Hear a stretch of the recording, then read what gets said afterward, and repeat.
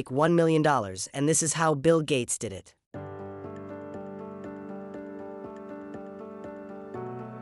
Now, first of all, you need to focus on the power of feedback loops. In one of his annual letters, Bill Gates said you can achieve amazing progress if you set a clear goal and find a measure that will drive progress toward that goal in a feedback loop similar to the one Rosen describes. Now, this sentiment encapsulates how he's been able to use data and metrics to not only build Microsoft, but also tackle global challenges through the Bill and Melinda Gates Foundation. Feedback loops are essential in the context of wealth building and personal finance for several reasons. For starters, what gets measured gets managed. Tracking your income, expenses, and investment is the first step to understanding your financial health. Once you've got this data, you can set clear financial goals, whether that's paying off debt, saving for retirement, or achieving a specific investment return. The next step is to take action and track the outcomes, completing the feedback loop. For example, if you're an investor, this might involve tracking the performance of your portfolio against your investment goals. If you're an entrepreneur, it could mean evaluating quarterly earnings to adjust your business strategy. But feedback loops aren't just about numbers, they're also about personal growth. Soliciting feedback from mentors, peers, and even employees can give you insights that you wouldn't have otherwise. Gates himself is known for actively seeking criticism as a way to improve and iterate. He believes that knowing what you're doing wrong is the only way to focus on how to do it right. This mentality applies equally to managing personal finances, too. For instance, if you're consistently failing to meet your monthly savings goal, honest feedback from someone you trust can help to pinpoint why that's happening and what you can do about it. Feedback loops also encourage adaptability. The financial landscape changes constantly, influenced by economic conditions, technological advancements, and legislative shifts. Regularly reviewing your financial metrics allows you to adapt your strategy as needed, safeguarding your wealth and enhancing your earning potential. The long-run Bill Gates didn't become the giant he is overnight. His journey from a Harvard dropout to the co-founder of Microsoft is a story of resilience, ingenuity, and long-term focus. Gates has often mentioned that overnight success is mostly a myth and real achievements require long-term perspectives. In the context of personal finance and wealth building, the principle of being prepared for the long haul is often undervalued but immensely crucial. The allure of quick riches, be it through the stock market, real estate, or a startup venture, often distracts people from the fundamentals of steady incremental growth. Gates's focus on the long term allows us to put into perspective the necessity of patience in the process of wealth accumulation.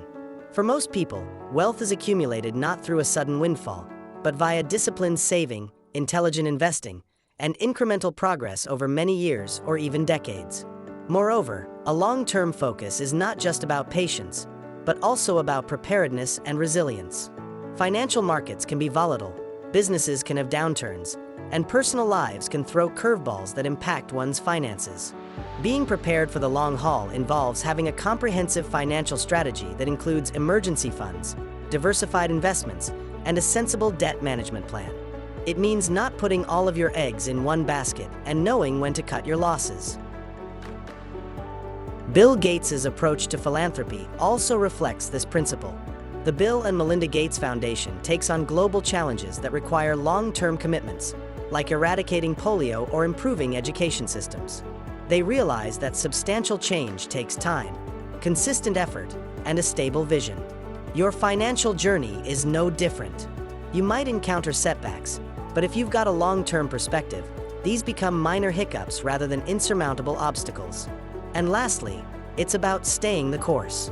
In a world obsessed with viral trends and quick financial schemes, sticking to well-thought-out financial plans can itself become a competitive advantage. Time is one of the most valuable assets when it comes to compounding interest, and the sooner you start thinking long-term, the more your wealth will grow.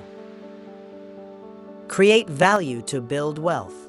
Bill Gates often emphasizes the importance of creating value as a path to building substantial wealth. He didn't just sell software, he offered a solution that dramatically improved productivity, communication, and the overall quality of life for billions of people. The principle here is clear. Wealth is often a byproduct of value creation. In the context of personal finance and investment, this concept is highly applicable. One of the pitfalls that many people encounter is chasing money for its own sake. often neglecting the more crucial element of value. Be it in the job market, in business, or in investments, the focus shouldn't be just on what returns you can get, but what value you can deliver. Creating value doesn't have to be on the scale of Microsoft. It can be as simple as acquiring skills that are in high demand and short supply, thus making yourself a valuable asset to employers. It could also be about identifying a gap in the market that you could fill with a unique product or service. Furthermore, it can mean becoming an informed investor who understands the value of assets, not just their price. When we speak of value, it also extends to the ethical and societal aspects. Bill Gates is renowned for his philanthropy, where again the emphasis is on long-term value creation through initiatives like health and education. The core lesson here is that value is multidimensional. Your net worth is just one measure of the value you've created. Your social and ethical contributions, well, they count too. Creating value as a pathway to building wealth is fundamentally a mindset shift. It changes the question from how can I earn more to how can I solve more problems? Or what can I make better? By addressing these, you naturally attract wealth. In simple terms, your income is directly related to the scale and magnitude of the problems you solve. The larger and more complex the problem, the greater the value creation, and consequently, the higher the financial returns. The power of compound interest. Bill Gates has emphasized the importance of understanding compound interest not just in the context of personal finance, but also in the broader spectrum of progress and development. As Gates has said, most people overestimate what they can do in 1 year and underestimate what they can do in 10 years, encapsulating the essence of the compound interest concept. When most people hear compound interest, they think about savings accounts or investment portfolios. However, Gates's view extends beyond simple financial metrics. The principle is about incremental gains accumulating into significant changes over time, whether that's in technology, social impact, or personal growth. Gates leveraged this when he committed to long-term strategies in developing Microsoft's software products. And in his philanthropic endeavors with the Gates Foundation, compound interest isn't just a financial theory, it's a fundamental law of growth that applies universally. Even a small positive change compounded over a long period can lead to significant transformation. This is true for your skills, your relationships, and indeed your money. For instance, if you invest $10,000 with an annual return of 7%, you don't just make 7% on the initial sum every year. You make 7% of the new total, which includes last year's 7%. Over 30 years, you'd end up with over $76,000 without having to inject any more money. Now imagine applying that to not just money, but to your skills or societal contributions too. But on the flip side, compound interest can work against you, especially in the form of debt. Just as gains compound, so do losses and debts. This dual nature makes understanding compound interest crucial for anyone looking to grow their wealth sustainably. Applying the principle of compound interest to your life doesn't require radical changes, but consistent incremental improvements. Invest wisely, develop skills bit by bit, and make small positive choices, and then give them time to blossom. The world often significantly rewards those who can play the long game, patiently accumulating advantages that compound into overwhelming benefits in the long run. Understanding and leveraging compound interest can dramatically alter the course of your financial life and contribute meaningfully to your overall success. As with many forms of exponential growth, the gains may seem minimal in the short term, but they can be life-altering in the long term. Embrace failure as a learning opportunity. Bill Gates, despite his monumental success, has never shied away from talking about his failures. He's often quoted as saying it's fine to celebrate success, but it's more important to heed the lessons of failure. Because, look, Gates didn't just become successful overnight. He experienced plenty of setbacks, including his first failed business venture, Trafa Data, which aimed to process and analyze data from traffic tapes. In our success-focused society, failure is often seen as a source of shame, something to be avoided at all costs. However, Gates, he views failure as an invaluable teacher, a crucial stepping stone on the path to success. According to him, failure provides the sort of feedback loop that is essential for refinement and improvement. By understanding what went wrong, you gain the insights needed to avoid making the same mistakes, thereby increasing your chances of success in future endeavors. This approach to failure not only is applicable in the world of business, but also in personal finance. Many people are afraid of investing because they fear losing money. And while the fear is understandable, it is also limiting. Without taking calculated risks, your money won't grow. Gates suggested that the key is to learn from financial setbacks. Did an investment go south? Examine why it happened. Perhaps you didn't diversify enough, or maybe you jumped on a hot tip without doing your research. Whatever the reason, the lesson learned is an asset in itself. Moreover, Gates's perspective on failure underlies the importance of resilience and adaptability, traits that are invaluable in the rapidly changing modern world. These traits can help you to navigate the unpredictable ebbs and flows of the financial markets, career transitions, and life in general. Gates also emphasizes that failure shouldn't be romanticized. It's not a badge of honor or a rite of passage. It's a feedback mechanism. It provides the data needed to reassess, recalibrate, and, if necessary, restart with a new approach that increases your probability of success. So the next time you find yourself facing financial setbacks or life challenges, don't let the fear of failure paralyze you. Instead, embrace it as a stepping stone that is integral to the journey of life, including financial prosperity. After all, as Gates says, your most unhappy customers are your greatest source of learning. Think long-term, plan short-term. Bill Gates's approach to life and business provides a critical lesson in the juxtaposition of thinking long-term while planning in the short term. The interplay between these two perspectives is often the defining feature of sustainable success. However, the secret sauce lies not just in balancing the two, but in understanding that one complements the other. Thinking long-term, or having a big horizon, as you put it, is your North Star. It's your ultimate objective that guides your actions, decisions, and aspirations. This is where you give your imagination free rein to dream big about the kind of life you want, the legacy you wish to leave, or the societal change you aim to instigate. Yet a grandiose vision can become overwhelming or seem unattainable if not broken down into actionable steps. This is where short-term planning comes into play. The immediate tasks, the daily to-dos, and the quarterly objectives are your stepping stones toward that grand vision. Short-term planning helps to keep you grounded. It ensures that while your head is in the clouds, your feet are firmly planted on the ground, taking one step at a time toward your long-term goals. And the connection between the two is like a feedback loop itself. Your long-term vision informs your short-term plans, and as you execute these short-term plans, you gain insights that can refine or even redefine your long-term vision. This duality is what keeps you agile and adaptive. You're continually learning, iterating, and perhaps most importantly, doing. For instance, let's say your long-term vision is to become a renowned author who impacts millions of lives. The short-term steps might involve writing every day, reading extensively to hone your craft, and networking with publishers and other authors. Each book you publish, each review you receive, and each fan letter that graces your mailbox becomes a milestone and a learning opportunity. They can inform and shape the next steps you take without losing sight of your overarching objective. The takeaway here is clear. Your big horizon should be audacious enough to inspire, but not something intimidating enough that it paralyzes action. By staying grounded in the present, focusing on what you can do today, this week, or this month, you're laying down the pavement and the road ahead that takes you to your long-term aspiration. You're building a bridge between your present and your future. It's this harmony between immediate action and future aspiration that gives you both the direction and the drive to turn your dreams into reality. The importance of innovation. Gates's lifework serves as a testament to the idea that innovation isn't just about new technology or disruptive startups. It's a holistic approach that encompasses every facet of life and business. Think about it like this.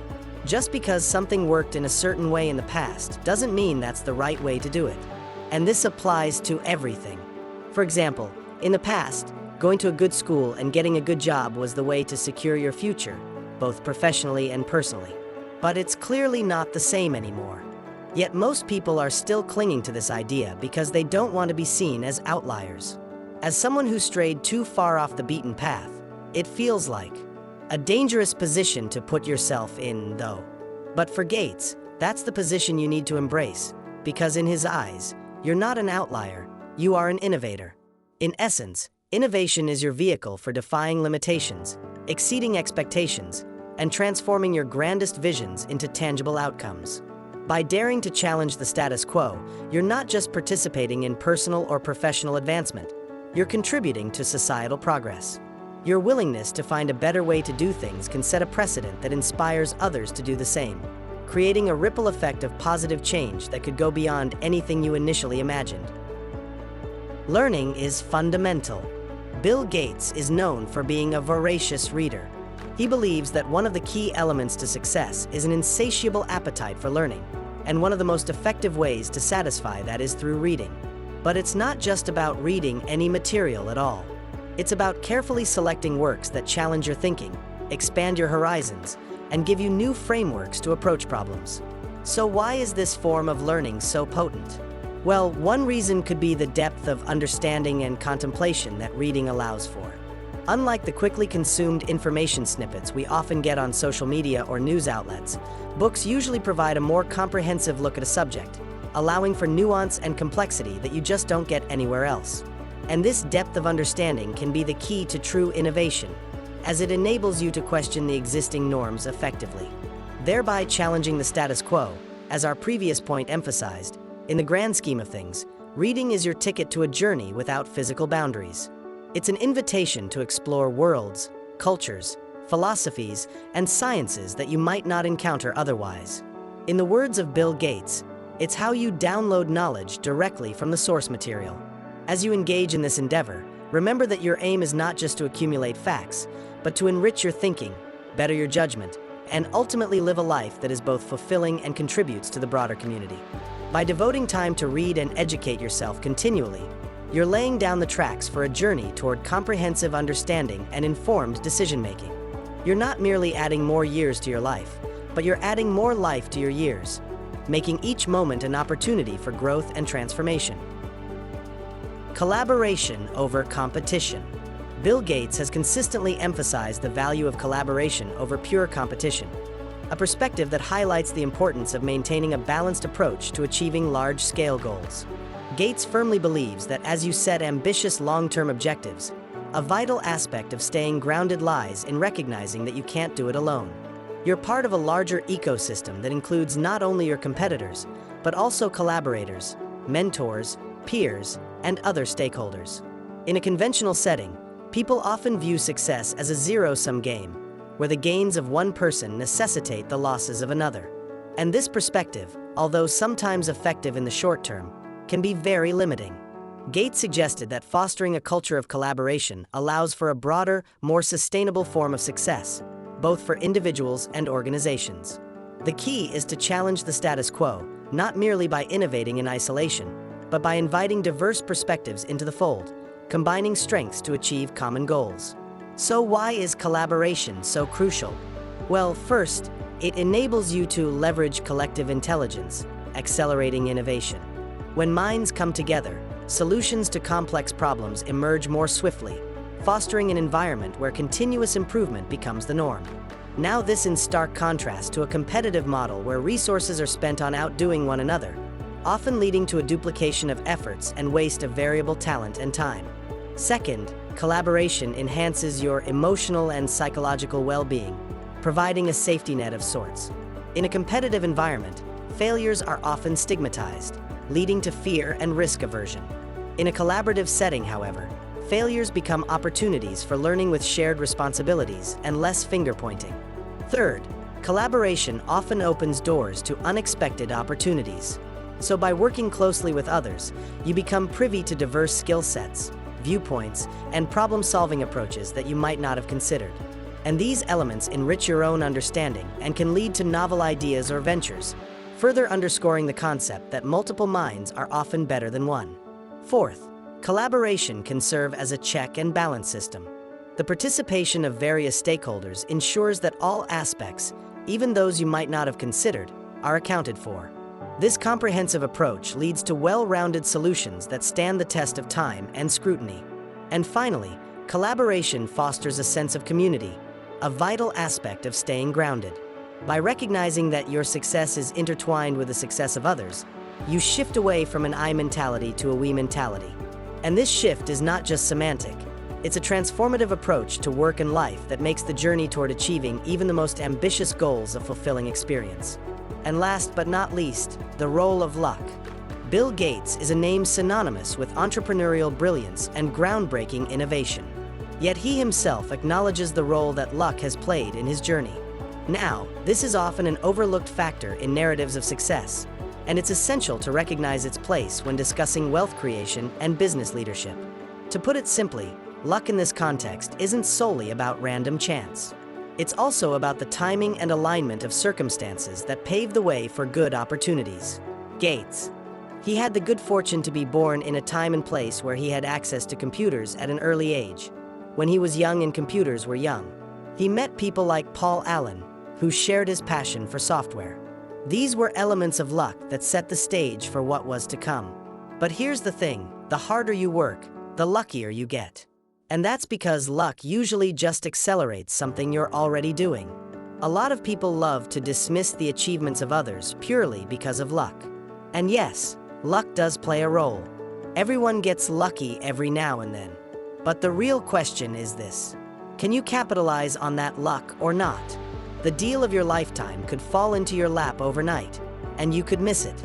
You see, the only difference between lucky and wasted talent is the decision to act when it's most crucial. We hope you learned something valuable here today. We'll see you back here tomorrow. Please like and subscribe our channel. Thanks.